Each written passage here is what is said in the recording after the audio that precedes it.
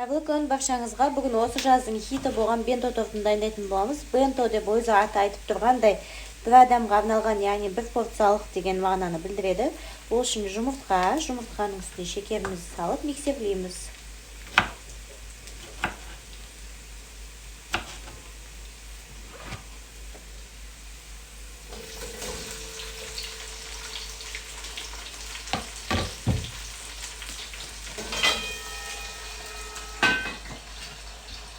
Содан соң шым-шым тұзымызды салып, тағы да миксерлейміз.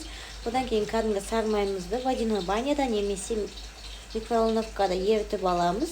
Майымызды, сүтімізді үстіне құйып, миксерлеп шығамыз. Содан соң ұнды міндетті түрде електер өткіземіз. Електер өткізсек, өте жақсы көтерілетін болады. Ұнымызбен разрыхлителімізді араластырып, біртіндеп салып тұрып араластырамыз.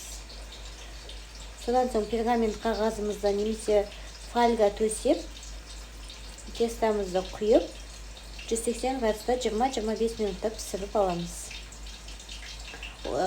Жаңа коржымыз піскенше кремімізді дайындайтын боламыз. Барлығына белгілі сливкиді жақсылап миксерлейміз. Содан соң сүзбелі ірімшікті саламыз және сахарный пудраны салып, қоюланғанша миксерлейміз.